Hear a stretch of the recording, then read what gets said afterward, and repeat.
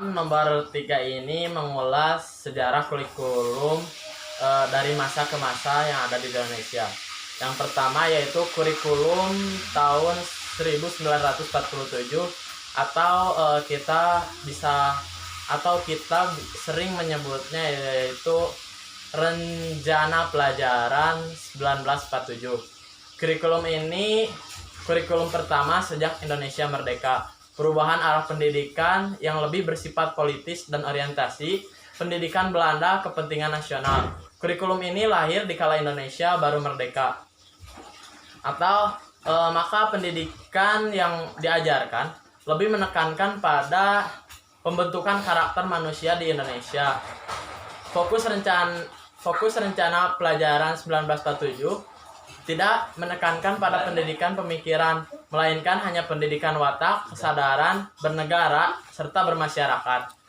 Yang kedua yaitu kurikulum 1952. Kurikulum ini merupakan penyempurnaan kurikulum sebelumnya, merinci setiap pada pelajaran sehingga dinamakan Rencana Pelajaran Terurai 1952.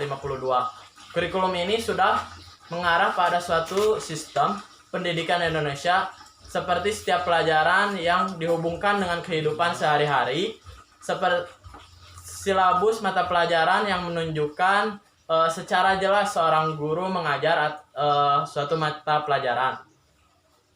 Yang ketiga ada kurikulum tahun 1964 atau Rencana Pendidikan 1964. Pemerintah kembali menyempurnakan sistem kurikulum 1964.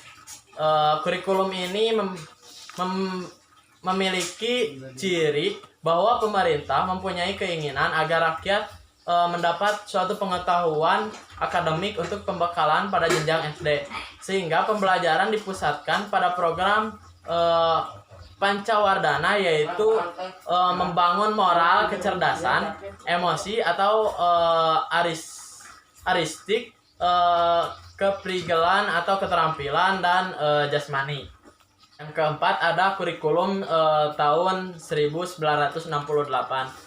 Kurikulum ini pertama sejak jatuhnya Soekarno yang digantikan oleh Soeharto.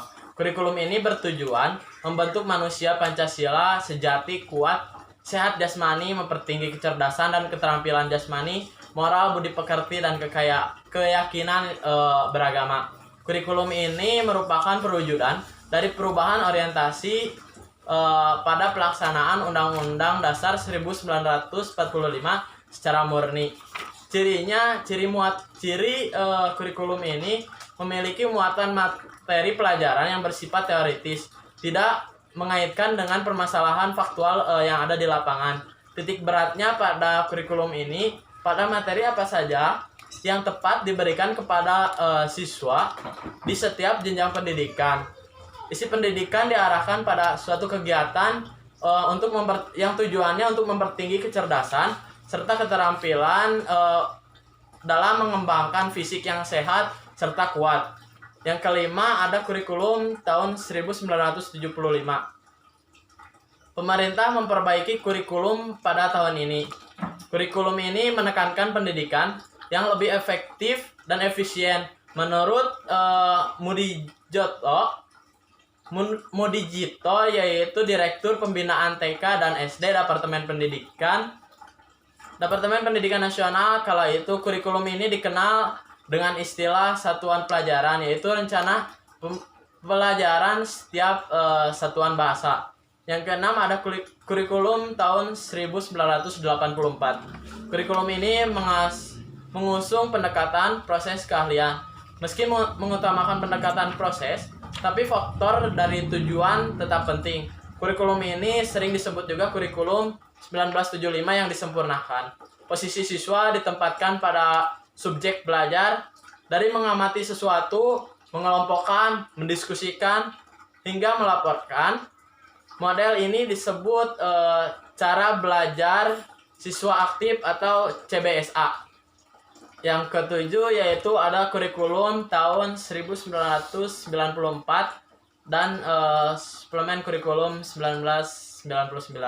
Pada tahun 1994 pemerintah memperbarui kurikulum sebagai upaya untuk memadukan kurikulum yang sebelumnya, sehingga dari pemaduan kurikulum sebelumnya terdapat banyak kritik berdatangan yang disebabkan oleh beban belajar siswa yang dinilai terlalu berat dari muatan nasional sampai muatan lokal. Misalnya penambahan bahasa daerah, kesenian, keterampilan, dan lain-lain.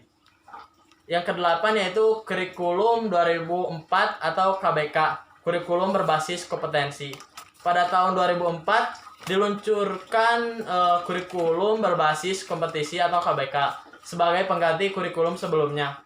Yaitu kurikulum ini sebagai suatu program pendidikan berbasis kompetensi yang harus mengandung 3 unsur pokok, yaitu pemilihan kompetisi yang sesuai, spesifikasi indikator-indikator evaluasi untuk menentukan keberhasilan pencapaian kompetensi pada pengembangan pembelajaran.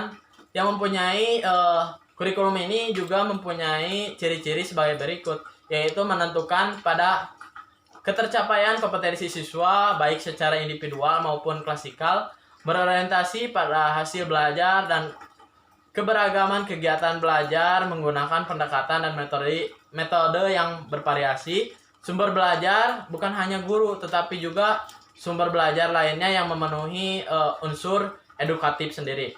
Yang kesembilan yaitu kurikulum 2006 atau KTSP, kurikulum tingkat satuan pendidikan. Kurikulum ini hampir mirip dengan kurikulum sebelumnya. Perbedaan menonjol terletak pada kewenangan dan penyusunan, yaitu mengacu pada jiwa desentralisasi sistem pendidikan Indonesia.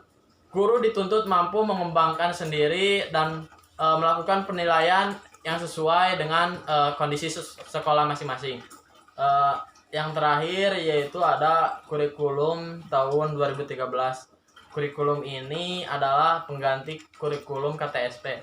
Kurikulum ini memiliki 3 aspek penilaian, yaitu aspek pengetahuan, aspek keterampilan, dan aspek sikap dan perilaku. Sehingga para siswa dituntut lebih aktif dibanding gurunya yang menerangkan.